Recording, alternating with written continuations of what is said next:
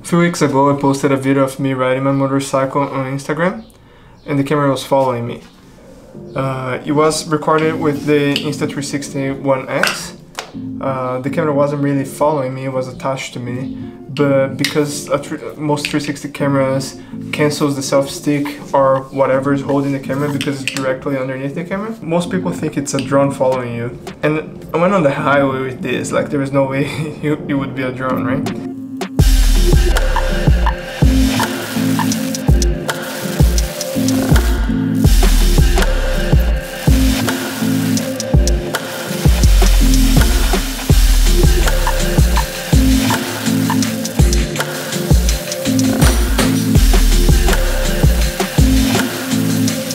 I tried to figure out before how to hook this up with GoPro accessories. I know that Insta360 sells some accessories for you to attach their cameras to places, but they all use the GoPro mount system, and I have a bunch of old GoPro stuff, and I thought like might as well use the GoPro things. But I realized that the GoPro accessories are good if you're gonna put the camera directly to it, right? Like if you need a little adapter, but then like when I put on the back, the camera would be here and I would record with my ass. So I don't know, I need some distance from it. The selfie stick extends pretty, they call it the invisible stick because it disappears, right? But it extends pretty far. And the GoPro accessories are not able of holding that very well.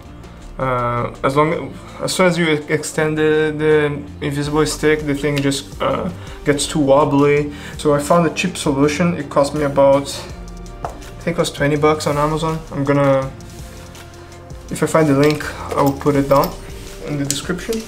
Yeah, this was the solution for it. It's a friction arm. I didn't think I had much use for it because I'm not a professional. I'm not hanging lights or microphones on places, right? Like I'm just pretty much using, like recording with whatever lights available, and it's just for fun. Like I'm not making money off it. But then I saw this, it's by the one I got, it's by Newer, but anyone would work. I have mounted this in two different ways. Let me show you. To have the camera behind me, I have used this the passenger handle, I guess. And I know not all motorcycles have this. So I just open this up as much as I can, put it here, clamp it as tight as I can. Then I position this in a way that it's not adding much length. It's just like folding into itself.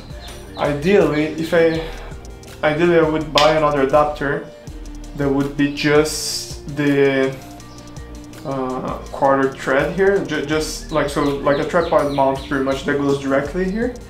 But I didn't want to buy more things, so this is good enough because it doesn't go lower than this. So if I set the friction arm like this and just twist as tight as I can,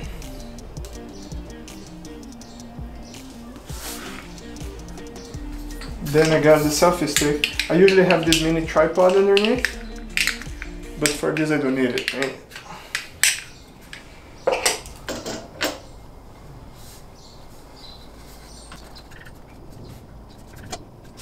And that's it. So after I have the 360 camera attached to the motorcycle, I lose the friction arm a little bit and readjust the angle. Okay, so this thing is huge. You gotta watch out where you're passing under.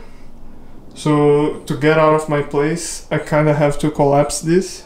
Otherwise, when I pass through the gates, this would just knock the camera off. It vibrates a little, but the stabilization on this camera, it's so good that it doesn't really matter. I thought I would like the handlebar shots more. When it's seen from the front, you're also seeing me, right? Like it's, I know it's kind of egocentric, but you're recording yourself. You kind of want to appear in the video, right? When it's recording from the back, it kind of like looks like it can be anyone.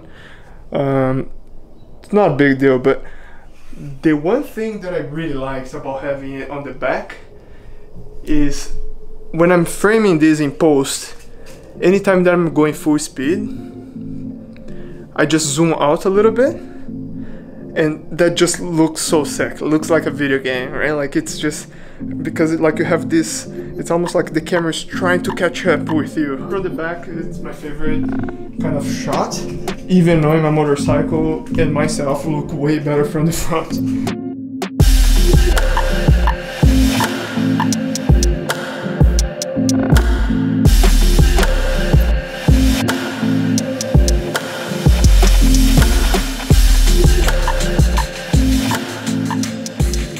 So I'm just gonna show you really quick where I attached to the front. I just put, you can actually see some scratches here. I put it there, like on the actual handlebar, not on this. I tried on this, it's too thin for it. But on the actual handlebar is perfect.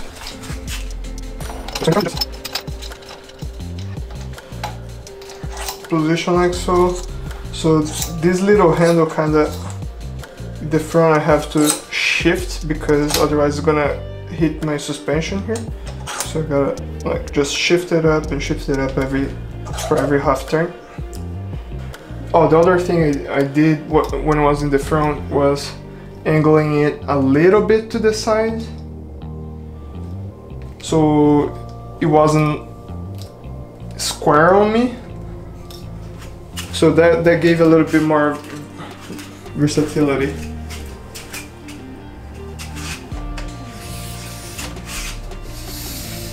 So I wasn't brave enough to extend this fully when I was using it in the front, just because it was out of reach, right?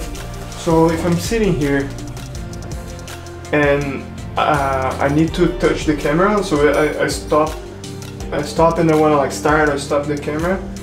I know on the back it didn't have that option at all, but here like it could do this, but having full extended was a little bit too far. So I did have it about like almost like one step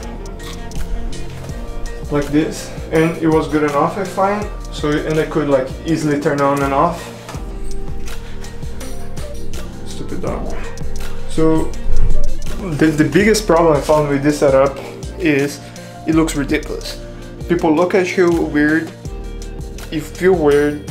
I was always like self-conscious about having a huge stick with a dildo at the end poking out of my motorcycle. I was wearing my helmet.